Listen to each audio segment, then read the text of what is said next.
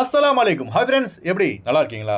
Kuwait பிரதமரின் திடீர் மரணம். ஆழ்ந்த சோகத்தில் குவைத் மற்றும் வளைகுடா நாடுகள். அதிர்ச்சியான நியூஸை பார்க்க போகிறோம்.